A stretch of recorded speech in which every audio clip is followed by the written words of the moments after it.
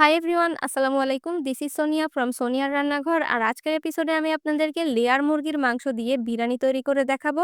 এই বিরিয়ানি রান্নাটা হবে একদম সহজ, যে কোনো মানুষ, নতুন রাঁধুনি বা ব্যাচেলার সবাই খুব সহজে রান্না করে ফেলতে পারবেন। রমজানে অথবা ইফতার আয়োজনে অথবা আপনাদের ঈদ আয়োজনে এই ধরনের বিরিয়ানি কিন্তু আপনারা খুব সহজে রান্না করতে পারেন। মেহমানরা খেয়ে কিন্তু অনেক বেশি খুশি হবে। প্রথমে আমরা একটা কড়াইয়ের মধ্যে সয়াবিন তেল নিয়ে নিলাম হাফ কাপ পরিমাণ। তেলের মধ্যে ১ কাপ পরিমাণ দিয়ে দিচ্ছি পেঁয়াজ কুচি। পেঁয়াজটাকে একটু ব্রাউন কালার করে ভেজে নিতে হবে। আগে থেকে যদি পেঁয়াজ বেরেস্তা করা থাকে তাহলে আর দরকার নেই। এর মধ্যে এখন দিয়ে দিব গরম মসলা, শাহজিরা ১ চা চামচ, ৩ টুকরা দারুচিনি, এলাচ ৪ টা, তেজপাতা ২ টুকরা, লবঙ্গ, গোলমরিচ হাফ চা চামচ করে দিয়ে তেলের সঙ্গে ভালোভাবে ভেজে নিব। এভাবে ভেজে নিলে মসলাটা রান্না থেকে সুন্দর একটা অ্যারোমা আসে। ২ টেবিল চামচ দিয়ে দিচ্ছি পেঁয়াজ বাটা, রসুন বাটা ১ টেবিল চামচ পরিমাণ, আদা বাটা দিয়ে দিব ১ টেবিল চামচ পরিমাণ। এই বাটা মসলাগুলা আগে থেকে তেলের উপরে দিয়ে একটু ভেজে নিলে কাঁচা গন্ধটা চলে যায়। খাবারটা খেতেও ভালো লাগবে পরে। আর এই মসলাটা আগে দেওয়ার কারণ হলো, আমরা যখন গুঁড়া মসলাটা তেলের উপর আগে দেই তখন মসলাটা পুড়ে যায়। তাই বাটা মসলাটা আগে দিয়ে একটু ভেজে নিবেন, তারপরে এর উপরে গুঁড়ো মসলা দিলে আর পুড়ে যাবে না। লাল মরিচের গুঁড়া দিয়ে দিলাম ১ টেবিল চামচ পরিমাণ। জিরার গুঁড়া দিয়ে দিচ্ছি ১ টেবিল চামচ পরিমাণ। বিরিয়ানির মসলা দিয়ে দিচ্ছি ২ টেবিল চামচ পরিমাণ। আপনারা চাইলে কিন্তু ঘরে তৈরি বিরিয়ানির মসলাটাও ব্যবহার করতে পারেন অথবা প্যাকেটের মসলাও ব্যবহার করতে পারেন। কোনো সমস্যা নেই, যেকোনোটা দিলেই হবে। এরপর বাদাম বাটা দিয়ে দিচ্ছি ১ টেবিল চামচ পরিমাণ। আমি এখানে কাঠবাদামটা বেটে নিয়েছি। আপনারা চাইলে যেকোনো বাদাম বাটা দিতে পারেন। সাথে দিয়ে দিচ্ছি টক দই। টক দইটাকে খুব ভালোভাবে ফেটে দিতে হবে। হাফ কাপ পরিমাণ টক দই এখানে দিয়েছি। লবণ দিয়েছি ৩ চা চামচ। এবার মসলাটাকে কিছুক্ষণ সময় নিয়ে কষিয়ে নিব। তারপর এর মধ্যে আমরা মুরগিটাকে দিয়ে দিব। এখানে ১.৫ কেজি পরিমাণ মুরগির মাংস আছে। আগে থেকে ধুয়ে ভালোভাবে পানি ঝরিয়ে তারপর এখানে দিয়েছি। মুরগিটা রান্না করতে কিন্তু একটু সময় বেশি লাগবে। নরমালি আমাদের ব্রয়লার মুরগির মাংসটা রান্না কিন্তু খুব তাড়াতাড়ি হয়ে যায়। কিন্তু লেয়ার মুরগির মাংসটা একটু সময় নেয় সেদ্ধ হতে। এজন্য এখানে কুসুম গরম পানি দিয়ে দিলাম ১ কাপ পরিমাণ। এই পানিতেই চুলার আঁচটা মিডিয়ামে রেখে আস্তে, আস্তে রান্না করব, আর মুরগির মাংসটা ইনশাআল্লাহ সেদ্ধ হয়ে যাবে। ঢাকনা দিয়ে ঢেকে রান্নাটা করছি।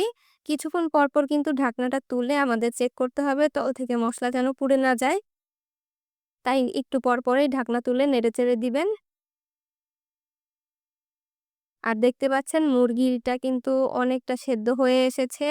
ঝোলটা টেনে এসেছে আর উপর থেকে কিন্তু তেলও ভেসে উঠেছে।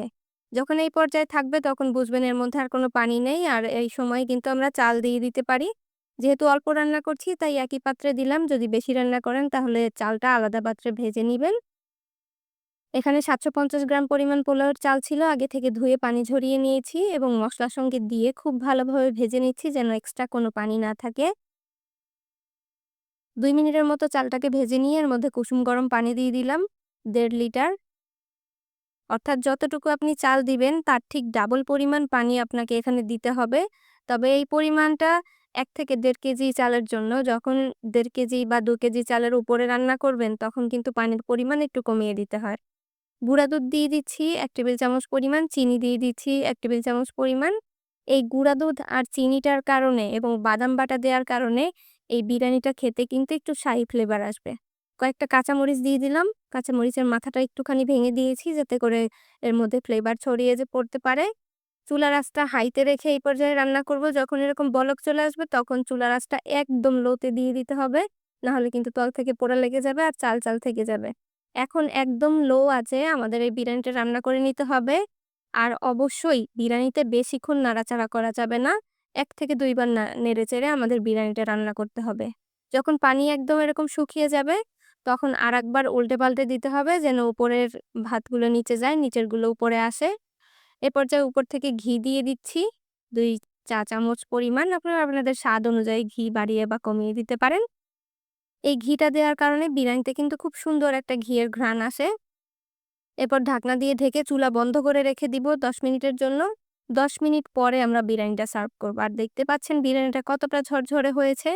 এটা যত ঠান্ডা হতে থাকবে তত আরো বেশি ঝরঝরে হবে। আমার আজকের এই সহজ বিরিয়ানির রেসিপিটি নিশ্চয়ই আপনাদের ভালো লেগেছে। ভিডিওটি ভালো লেগে থাকলে অবশ্যই লাইক, কমেন্ট, শেয়ার করে আমার চ্যানেলটি সাবস্ক্রাইব করে রাখবেন। দেখা হবে আরো মজার রেসিপি নিয়ে নেক্সট এপিসোডে। ভালো থাকবেন সকলে। আসসালামু আলাইকুম।